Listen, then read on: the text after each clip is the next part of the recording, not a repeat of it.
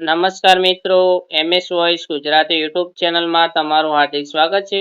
Post graduation courses જેવા કે MA, MCOM, MSc, BEd, LLB જેવા વિવિધ પ્રકારના કોર્સીસ માટે તમે ફોર્મ ભર્યા છે અને તમારા ફોર્મમાં કોઈ પણ પ્રકારની ભૂલભાલ છે તો ફોર્મમાં સુધારા કરવાની શરૂઆત થઈ ગઈ છે. ફોર્મમાં તમે સુધારા 4 જુલાઈથી લઈને 6 જુલાઈ વચ્ચે તમારા ફોર્મમાં સુધારા કરી શકશો. સુધારા કરવા માટે તમારે એપ્લિકેશન અનલોક કેવી રીતે કરવાનું છે, તમે જે પણ કોલેજમાં પ્રેફરન્સ માટે એડ કરી હતી તે કોલેજમાં મેરિટ કેટલી અટક્યું છે તે પણ તમારે જાણવું છે. તો આ વિડીયોમાં તમને તમામ માહિતી જાણવા મળશે. જો તમે ચેનલમાં નવા છો તો ચેનલને સબસ્ક્રાઇબ કરી લેજો અને વિડીયોના પૂરા અંત સુધી જરૂર દેખજો. સૌપ્રથમ તમારે જીકાસની ઓફિશિયલ વેબસાઇટમાં જવાનું છે, જેમાં તમારો યુઝર નેમમાં તમારો જે પણ રજિસ્ટ્રેશન નંબર છે તે રજિસ્ટ્રેશન નંબર લખવાનો છે. ત્યારબાદ તમે અહીંયા પાસવર્ડ અને ઓટીપી બંને રીતે તમે લોગિન કરી શકો છો. અહીંયા પાસવર્ડ સિલેક્ટ કરવાનો છે. ત્યારબાદ તમે BA માટે ફોર્મ ભર્યું છે. જો પોસ્ટ ગ્રેજ્યુએશન માટે તો તમે ફોર્મ ભરેલ છે તો post graduate regular including PG diploma તમારે સિલેક્ટ કરવાનું છે. ત્યારબાદ તમારો જે પણ તમે પાસવર્ડ છે તે પાસવર્ડ લખવાનો છે. બાજુમાં જે કેપ્ચા કોડ આપેલા છે તે કેપ્ચા કોડ લખી દેવાનો છે અને તમારે સાઇન ઇન પર ક્લિક કરવાનું છે. લોગિન થઈ ગયા બાદ તમારે અરજીની માહિતીમાં જવાનું છે, જેમાં તમારે નામને બધી ડિટેલ્સ તમને જોવા મળતી છે. જેમાં તમને એક એપ્લિકેશન સ્ટેટસનો ઓપ્શન જોવા મળે છે.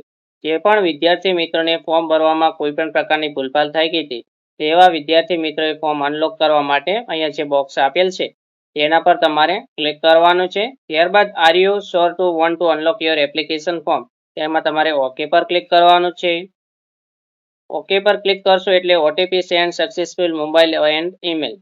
ત્યારબાદ તમારા જે પણ મોબાઈલ નંબર તમે આપ્યો હતો કે ઈમેલ આઈડી તમે જે પણ રજિસ્ટ્રેશન વખતે નાખી હતી તેના પર એક ઓટીપી આવશે 5 ડિજિટનો. તે ઓટીપી તમારે અહીંયા દાખલ કરવાનો છે.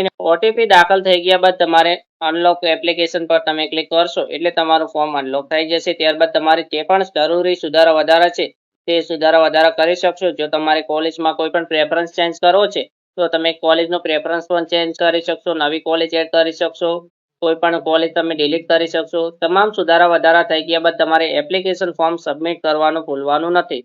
જો તમે એપ્લિકેશન ફોર્મ સબમિટ કરવાનું ભૂલી જશો તો તમારી અરજી અમાન્ય થઈ જશે. આ રાઉન્ડમાં તમારું નામ આવવું મુશ્કેલ બનશે.